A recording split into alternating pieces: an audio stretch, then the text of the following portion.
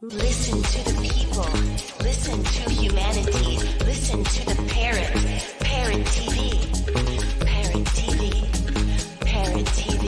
Do you know that there is a publishing company that wants to make life easier for you as a writer? This publishing company is called World Inkers Printing and Publishing. We publish in all different languages, and we're looking for writers of all genres, all formats. We're looking for scholars, ghostwriters, playwrights, poets, short fiction, novelists, you name it. We're looking for anybody who is interested in writing and the craft of writing to be in touch with us. You can reach us at info.worldinkers@gmail.com. With World Inkers Printing and Publishing, you do not require a lot of money to publish with us. Contact us today at info.worldinkers@gmail.com. Become a winner with other authors at World Inkers Printing and Publishing. Give us a shot. We will surely finish you.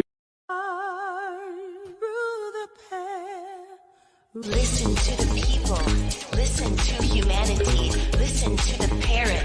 Parrot TV. Welcome to World Inkers Network. I am Dustin Pickering, your noble and honest host with a little bit of a background issue. Let me fix that for us. Thank you so much for your patience, guys out there. If you're watching the program today, subscribe to our network. We're looking for subscribers, and it's an excellent afternoon with Xavier Panades, Bles, who was born in Barcelona in 1970. He is a writer in Katalyn, printmaker, musician, and performer. He has produced numerous books of poetry and recordings of his music and has exhibited his artworks widely across the UK. He currently lives in Swansea. Xavier Panades' writings totally absorbed the readers.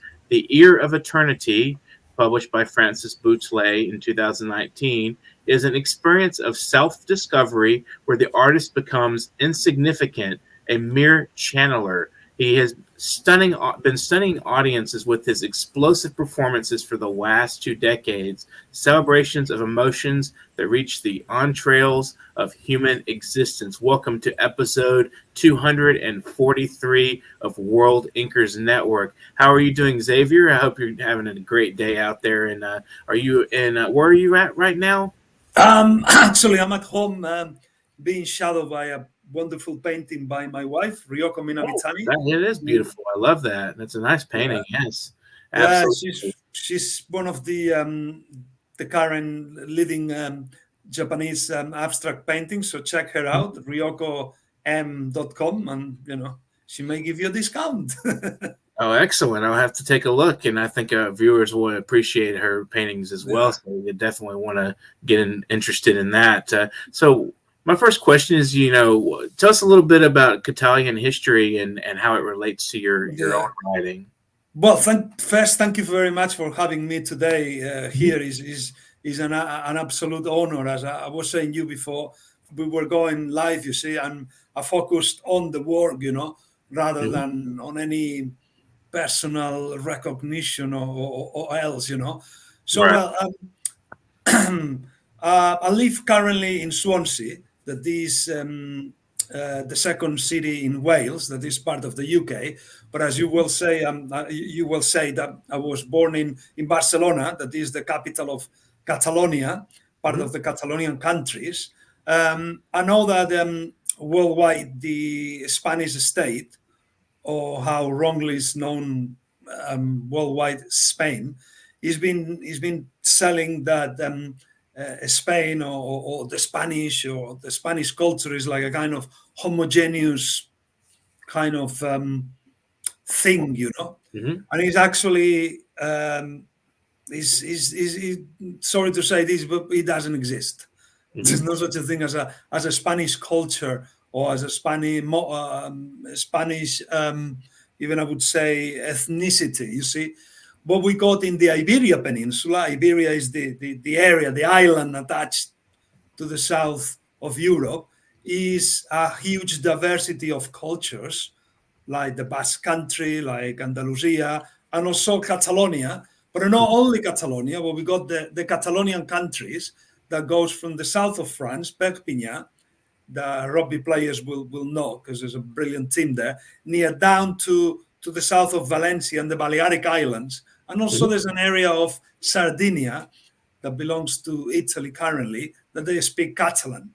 So we're talking about 10, 15 million of people speaking Catalan. I don't know the exact number, and all the varieties, and also all the cultural different trends and regional differences. So it makes it quite a big ethnicity, you see, or cultural group, much different to other Iberian groups, you see, like so-called Spanish or Andalusian or Basques. Although we have a lot of things in common, that is also great. I always focused on what we have in common rather than the differences, you see, because that's what we like. Catalonians are in the north of the south of Europe and in the south of the north.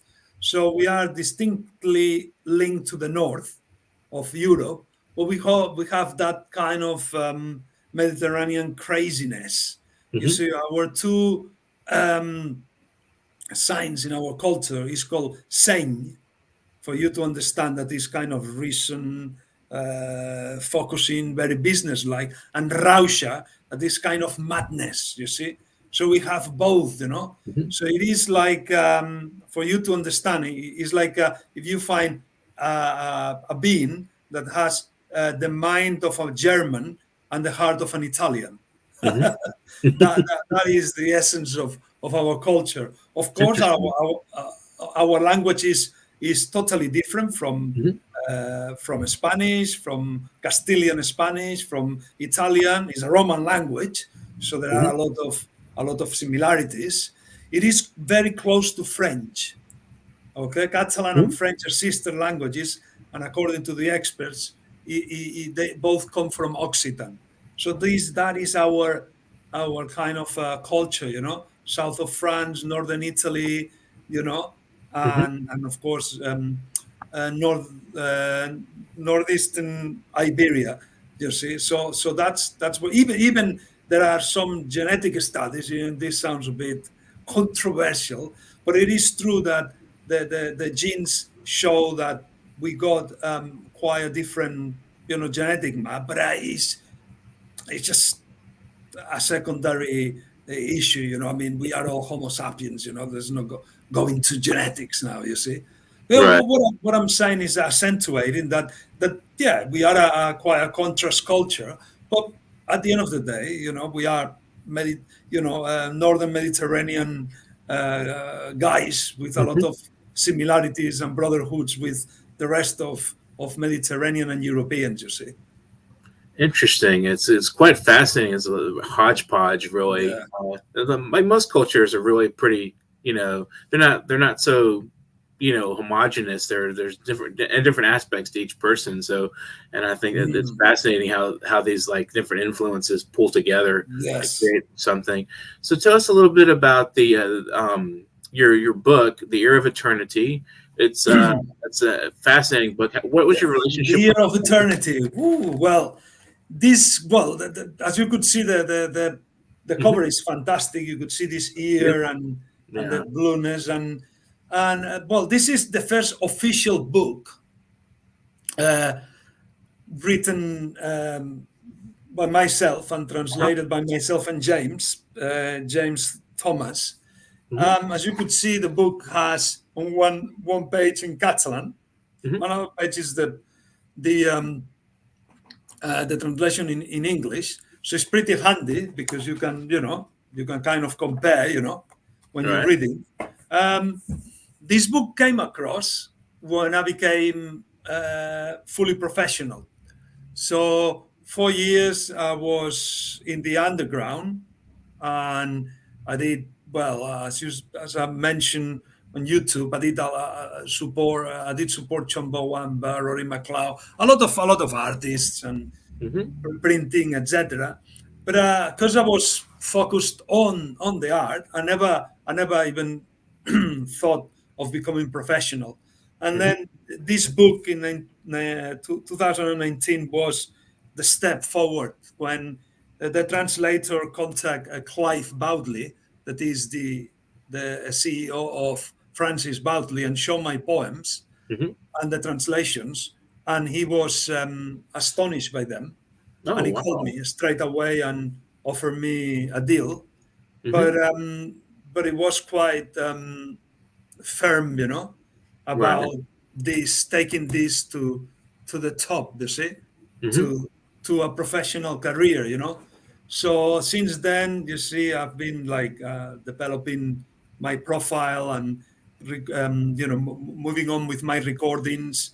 And this book is very interesting because the title itself, the year of eternity, is like a contradiction, you see, Mhm. between who is listening, your ear or yourself. Mhm. So the physical ear, or yourself, who is, is like a kind of a contradiction, because you need the ear in order to hear, but who is listening? You, Right.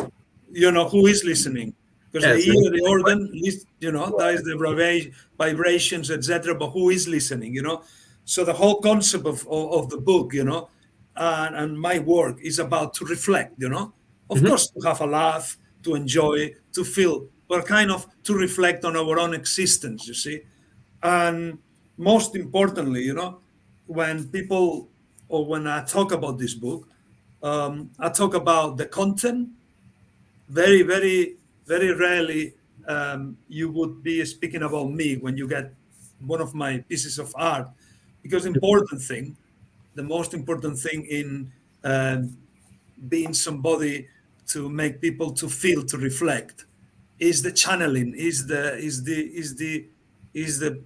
piece, you see. No, Right.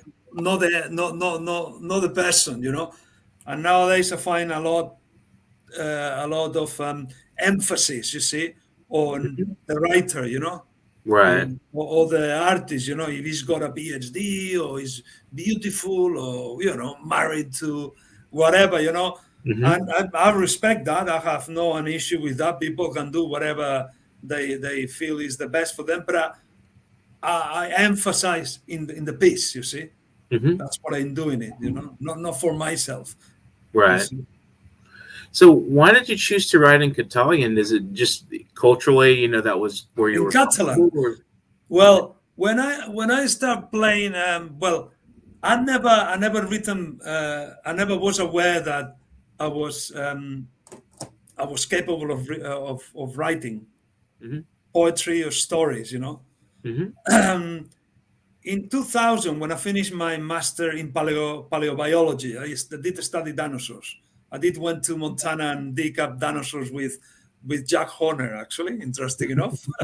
The guy that helped Spielberg to do Jurassic Park, the Oh, okay. paleontologist. The guy so I did work with him. That is interesting enough That's for fascinating. a few, yeah, for a few weeks. So I was not even interested in literature, but there is something essential in in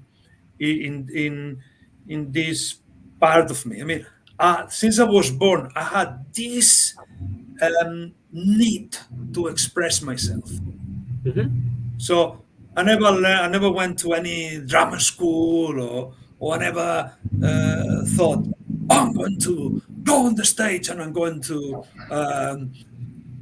become an actor or become a poet. No, I just kind of needed to express myself. So apparently, I was doing poetry all over the place until I found Errol. Errol is the first guitar player in the first albums, not the Year of Eternity, but Per Cat Noli Deus and Pensant and Cats. And Errol, we had a thrash metal band, imagine, in Mm. English. And then James Hollingsworth came to see us. He's a folk musician, folk kind of Genesis like inspired. And it told us to, it told me, look, that bit in Catalan, is awesome. You are absolutely brilliant as a reciter. And then um, Errol promised to quit if I used other language than Catalan when I did any project with him. So that was why I emphasized on Catalan. And then, of course, you realize that the world's human diversity is being destroyed, and of course I feel very Catalan. I don't feel anything else Right. but Catalan. And everything came across and said, well, but I'm going to go for Catalan, I don't mind, you see, if a few people can't understand it, or people don't care when I'm on the stage. But actually it had the opposite, because everybody was doing it, or most of people were doing it in English or in Castilian Spanish. Hmm. As soon as I got up and see this weird guy or weird performance in this strange language, people caught the attention of people, you see? So Right. it worked pretty well. So what about the Eternal Poet? That's an album with spoken word, or can you tell us a little bit about the poem there that's being represented in Yeah. that, and some of the It's, performers? yeah. What happened is that is Poetas Attempts, is this one, isn't it? Mhm. So this track, well, this is a song or a poem that goes in an album for 2023 that is half of the way, but I have other commissions to do interpretations of Castilian, Spanish poets and Catalan poets. That is fine, and I'm not in a really rush to finish that album. And after I would say 2 decades going around the world singing in Catalan, a group of friends and artists, they asked me to do a cover of this song that is still unreleased, except for, of course, this album, you see. So they did the covers, and then that's it. They sent me the covers, and my wife Ryoko did the cover of the album. That is quite interesting because, of course, Mhm. it's me in different times of my life, you see. And it went on to the main Catalan newspaper, and yeah, it had a lot of interesting reviews, and even people from abroad like yourself, so find it quite interesting, you see. That's beautiful. I definitely recommend the viewers to take a look at the on Bandcamp. That's an excellent. It's beautiful. It's phenomenal. I love the style of music. I love the sound and the voices Thank of you. the, and I really like the poem too. I like hearing the poem as well, and reading the English translation as I'm listening to the music, and kind of getting an idea of what's being said. And what is the poem addressing? What are you talking about in that poem? Well, as I said before, and I reiterate, I mean, I never plan my poems. It Hmm. comes to me, and I have this need to write them. Otherwise, literally, I can get sick, like rashes and things, you see. Yeah, yeah. So, I mean, I always leave people to speculate, enjoy, and reflect on the poem. But basically, if I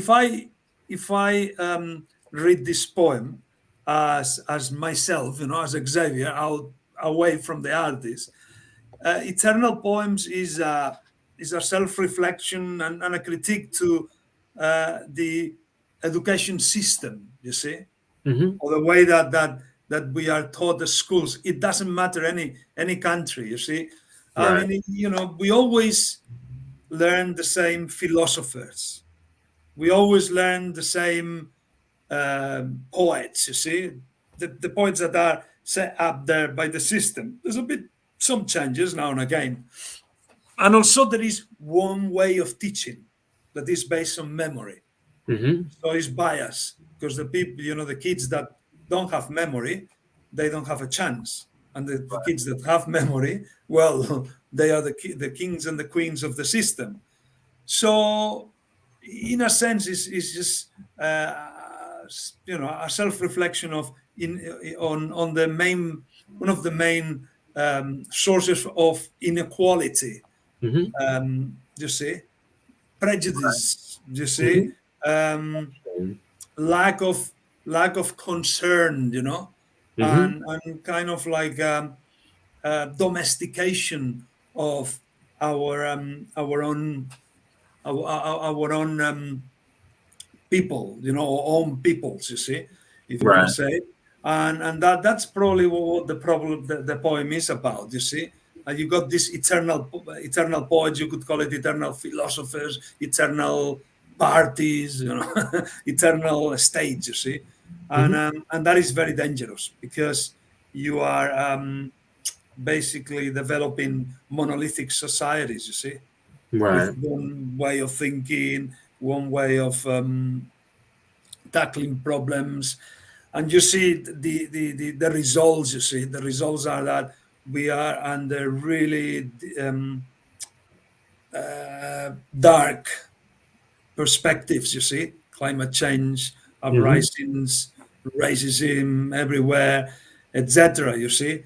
And it seems that we're not moving forward. We are stagnated in our kind of consumerism, our little lives, etc. You see. So I would say that Eternal Poets is a reflection on like, hey guys, we need to move on. You see. So it's a very progressive view of human nature. It's just kind of some fresh ideas and instilling some some critical thinking. It's good. And I like the title, and I definitely like the title, "The Ear of Eternity." I like your concept there. So we're going to take a brief break, and we'll be right back with some of Xavier's poems. Enjoy Strolling by Birdman 313.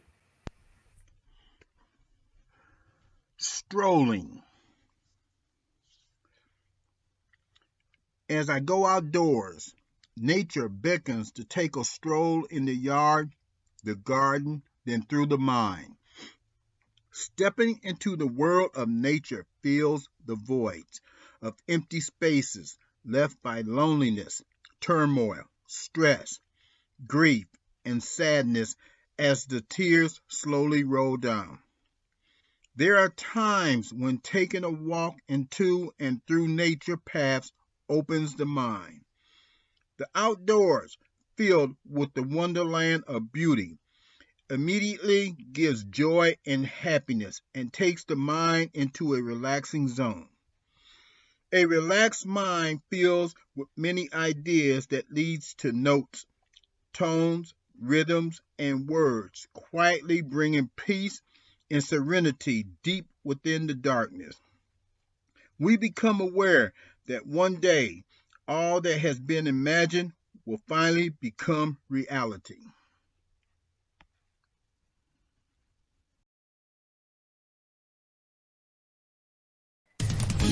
Hi, I am Dustin Pickering from Parrot Literary Corner. You know me, your noble and honest host, and I've got exciting news for you. Last anthology, Series 1, The Literary Parrot, did such a great job. We want to continue to provide this community service to our viewers and to our contributors to the program. So please get up and get a copy immediately. If you're in this book, you want to get a copy. If you're not in the book, you want to get a copy and see what we're doing. You want to be excited with us. We want you on this program, and we hope to see you sometime soon on The Literary Parrot. You have to get your hands on this copy. It's amazing. It's an absolutely beautiful anthology meant just for you. Our past guests have been invited back to contribute yet again to this Series 2. We do this quarterly anthology. We will be doing this after our 200 episode milestone. As of this last quarter, we reached 200 episodes, and past that, get up and get a copy immediately. This is the only TV show on earth for creative writers, and our guests are amazing. They're also community activists building from the ground up. This program is for everybody out there who is a creative mind. Order several copies if you can and donate to local libraries. Give them to your friends, cousins, fans, supporters, anybody that you think loves poetry. And it's not just poetry in this book. Remember, this is creative mind. So we have prose, fiction, short stories, essays, artwork, anything you can think of, artistically creative, photographs. Everything in this book is packed. It is packed. It is just absolutely packed. If you want to get your hands on it now,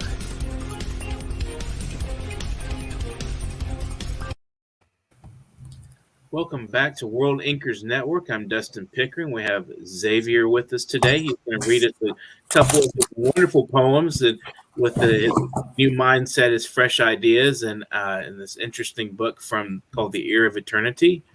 So go ahead. Yeah, well, what I would say, okay, Mhm. that is very important, okay, that poetry, you see, is not a book. It's not like a conglomerate of cellulose and ink or digital data, you see. Mhm. Poetry is the life, you see, that the performance without this or this without performance is is a broken is an unfinished product, you see. Something that I like to express, you see, or to transform or to transfer is these poems on the stage, you see.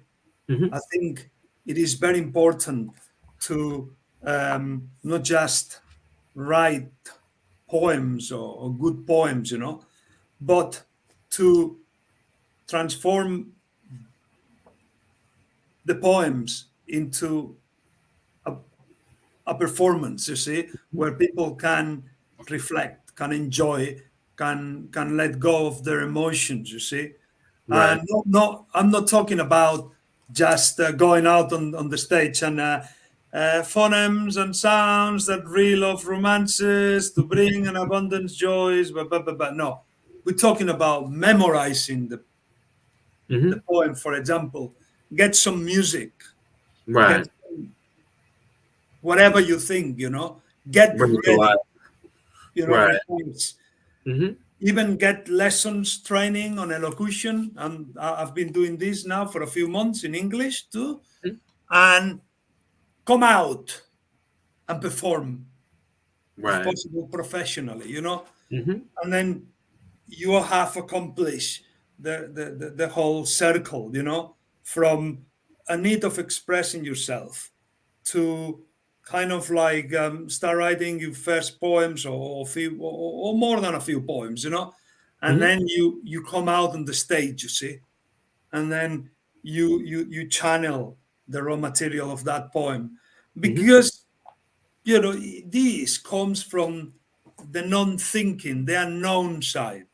Okay, if we use the known side, the learned, okay, what we Mhm. learn from family, from society, from school, you know, you are regurgitating what you know, well, not you, but whoever, you know, that the artist is regurgitating, is more of a craft, you know, Mhm.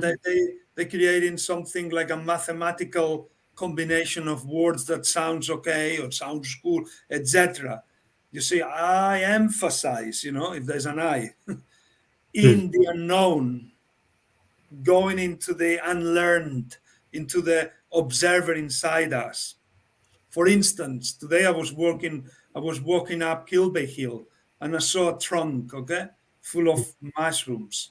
And for some reason, I spent there 10 minutes meditating, looking at this rotten trunk with a lot of mushrooms, you know. And you realize, you know, and I wrote a haiku, you see, out of the blue in my mind that actually I got to jot down before I go to sleep, you see. And that is, you know, that is one of the ways, you see. Mhm. So the Year of Eternity is a fantastic series of of poems that they come from from behind the mind, you know, that a place where everybody will meet. You see, there's no Mhm. nationalities or prejudices there. You know, it's beyond the learned. We are Catalans or we are Spanish or Americans or British or whatever. You know, it goes to the heart. You know, I mean, I Mhm. always like to have the minimum information about me because the important thing is this. You see, is the poems. You know, is Right. living diversity for people, a tool for people to investigate themselves, to be better people, or I don't know, whatever, whatever. It's just a tool that I leave them. I'm the most unimportant item, in the creation of the book. Right. Would you like to read us a couple of your I work? want to read Eternal Poets. Okay. Okay. So, would you like me to read it in English or in Catalan? Both. We'll do both. Both. Oh, okay. Mhm. Let's go. Okay. Let's Sounds go. great. Brilliant. So it says, fonemes i sons que reciten romanços per portar les alegries a cabassos. Fonemes que criden la guerra per sotmetre la gent sense terra. Fonemes i sons que il·luminen la terra sense poder dormir ni mirar enrere. Fonemes i sons a sota els llençols per crear éssers amb por a les cols. Lletres i paraules que ajuden diables a recitar mentides a les aules. Lletres i paraules escrites en faules per crear mites de sobretaules. Lletres i paraules per guanyar medalles, per després cremar-les a les falles. Lletres i paraules que creen rialles perquè la gent no lluiti a les batalles. Poetes eterns que venen a visitar-te per controlar que pots guardar-te. Poetes eterns que no et deixen graduar-te per continuar ensenyant la seva marca. Poetes eterns que no deixen publicar-te per poder seguir amoïnant-te. Poetes eterns que manipulen la teva ment per desorientar el teu rendiment. And then I'll do it in English. Okay. A shame I couldn't, I didn't know I was going to read this one. Otherwise I would have memorized it. But anyway, we'll do our best without memorizing them, okay? So, Eternal Poets. Phonemes and sounds that reel off romances to bring an abundance of joys. Phonemes that sound the war cry to bring landless people to heal. Phonemes and sounds that lighten the earth with no chance of sleep or backward glance.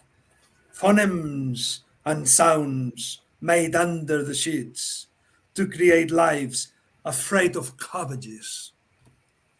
Letters and words that help devils to recite lies in the classrooms. Letters and words written in fables to create after-dinner legends. Letters and words to win medals and then burn them in the bonfires. Letters and words that provoke laughter so that people refuse to fight in battles. Eternal poets that pay you a visit to eke control of your self-protection. Eternal poets revoking your graduation to maintain the imprint of their instruction. Eternal poets who refuse your publication to keep you in eternal strife. Eternal poets who mold your mind in wearing discombobulation. Wow, I love it. I especially love the elocution there in your presentation, and I love listening to the language and just beautiful. Thank you so much. So, where do you think poetry comes from exactly? I mean, that's kind of a strange question to think that poetry comes from anywhere. I mean, it seems like we were meditating on like very common things, as you mentioned earlier, the trunk with that you saw, and so I mean, what are your primary inspirations as a poet? Well, if we talk historically, Mhm. you see, poetry was born in different places. Of course, in Europe, we saw egocentric and nationalistic that it comes from each country. You know, each country says that no, it started there. It started in Britain or in Catalonia. You know, Mhm. poetry comes from the need at some point of people expressing like themselves. I mean, in Japan, for example, there's the haiku. You know, there's Mhm. the whole Shinto movement at the time. We're talking about whatever 3,000-5,000 years ago, or a bit less. I don't know. I don't remember exactly. And there was this need to write. You know, when Mhm. we learned to write. You know, to write these experiences with nature. You know, in the case of Japan or the East, you know, it has quite a lot of religious background too in Europe, in the whole troubadours, you know, like in Catalonia and France, you know. Personally, as I said, you see, and I reiterate, I have I need to express myself. So poetry comes to me. I'm not really the author of my Mhm. books. You see, like Right. as I am talking to you, I got something comes to my mind. You know, like an idea to create a poem. You know, or the example I have given with the trunk, rotten trunk with mushrooms, you know. Mhm. So in my case, inspirations comes from somewhere behind the mind, you know. Is not a craft. No, I don't. I've never studied the poetry or. In fact, during my A levels, I found it. Boring. It sounds interesting, you know, because Right. it was taught as a kind of like a theory and Mhm. structures. You know, there never was like somebody saying, "Come on, memorize this little poem and come out and try to perform." You know, and Right. there was no a spark to perform, you see, to create interest, but something you got to do because it's general culture and you got to know it, you know. Even Mhm. though I've never used it as a poet, I've never used any of the poems I was taught when I was at the school, you know. And actually, maybe I should go back and, and check them. That they're interested, you know. So my I main agree, source though. of, It can be of, boring learning it yeah, at school. my It can main be pretty source boring. is behind the mind, you know. Mhm. It comes to me, or Right. each poem that is here, you know, it comes Mhm. from behind the mind. I never sat down in my life and say, I need to write a poem about I don't know, about plants, you know. Mhm. When I have commission work, that's different. Like, can you, for example, write for next month a poem about, I don't know, now it's going to, there's a local magazine, they asked me about jokers and clowns or something like that, you know. So what I Mhm. do is I read instructions, okay, and then I may watch a film or some performances of jokers or something similar without writing anything, and then I go away, and after a few hours or a week, something comes to me. Mhm. That's Something. how it I'm works for gonna me write a too. poem. You Right. know, yeah. That's how I'm doing it. When there are interpretations of other poets, like I've done recently Garcia Lorca in Castilian Spanish, and I'm Mhm. working with Blas de Otero and in Catalan Foix. That's a different matter, you know, because then it's more technical, isn't it? Because the poem is already published, you see. Right. So I work first on the elocution, so it's a bit more of a craft, you know. Mhm. Well, you know, when you interpret something, but then you're not being creative, you're being you interpreting, you know. So the creation comes when you put the music, and as you know the elocution, then you transform that in a song. Or if it Mhm. is a cappella, you know, you just Mhm. leave it like if it was acting, you know, kind of like Macbeth, or Mhm. you know, like a drama series, you see. Right.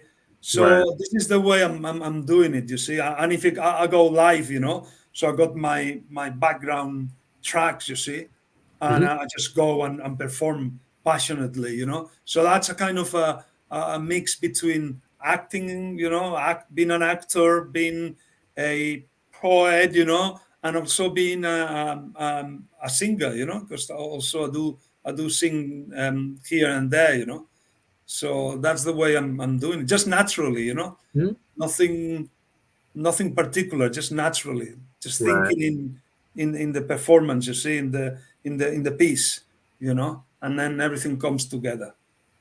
Excellent. And it is a fascinating process for me too. And what would you like to say in conclusion to our viewers today? Well, what I like to say is that please, express yourselves. You see, like, don't go into poetry. You see, thinking ahead or in a fantasy. You see, it is nice when you are recognized. It is nice when you got thousands or hundreds of people in front of you and you recite and yeah, personally and egocentrically is touching, but just enjoy it, step by step. You see, read something, get a piece of paper, start writing a few things. If you need a bit of training, go ahead, improve yourselves like I have done and many others. If you want to go a bit further, start, contacting publishers, etc. But the main thing is that, remember, book and performance go together. Learn how to perform your poems, express yourself, and then everything will come together.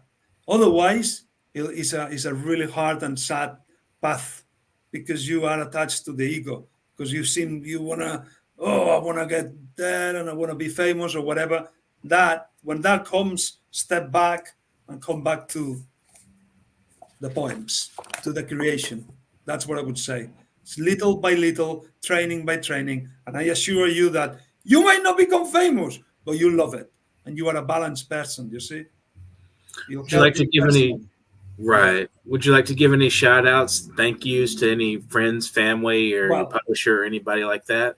Well, first, I'm going to thank you, Mr. Thank you. Dustin Pickering, for giving me this opportunity to express myself.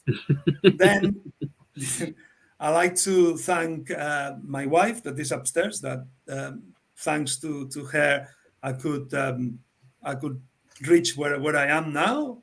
So a happy man, a more balanced man.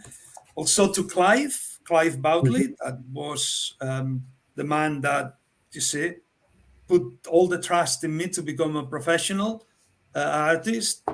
Also, I like to thank all the collaborators, in particular Sean McBride, Errol Hewitt, of course James Hollingsworth that discovered us, all the life poets, people like Tim Evans, Rebecca Love, and Rhoda Thomas,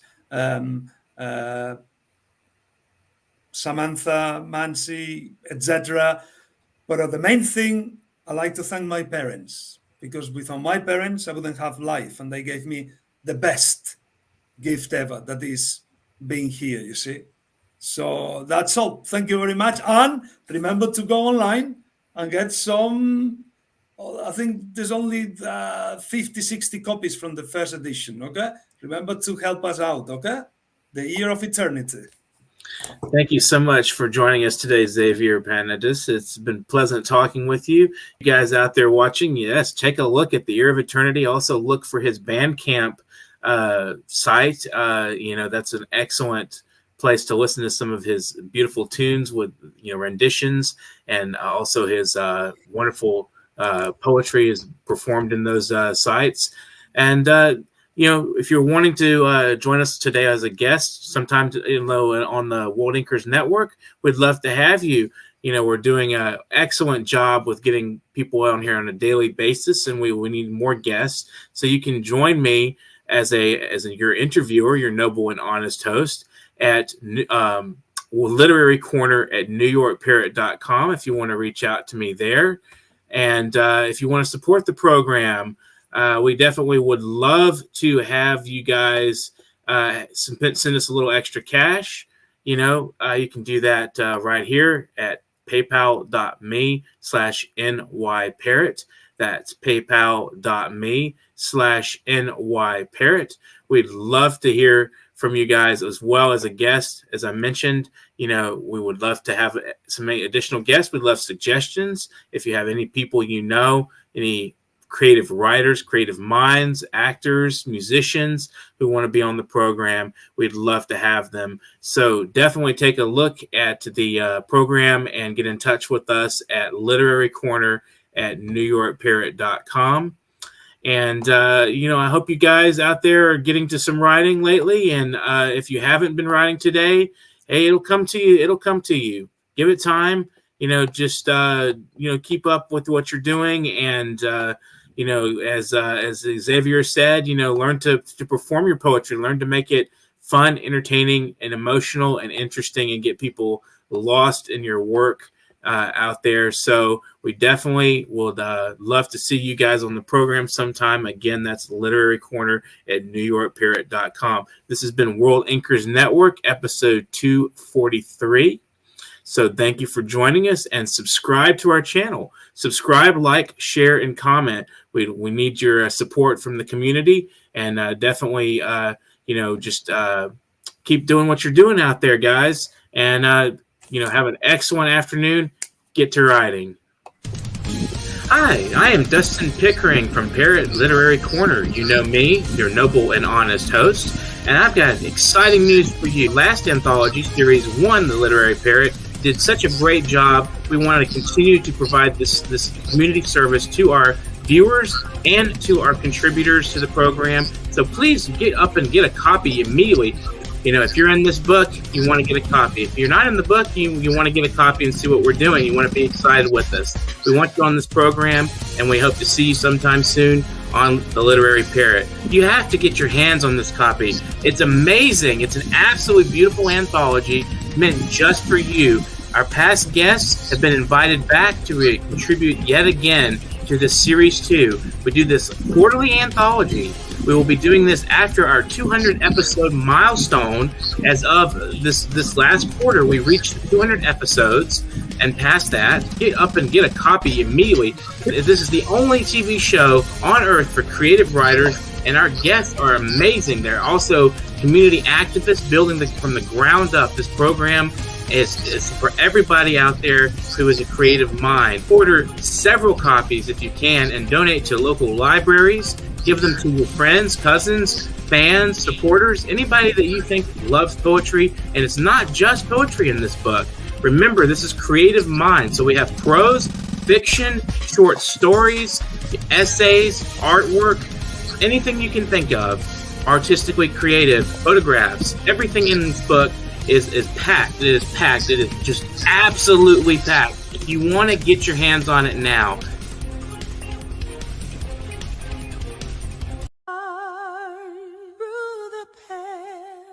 listen to the people, listen to humanity, listen to the parrot.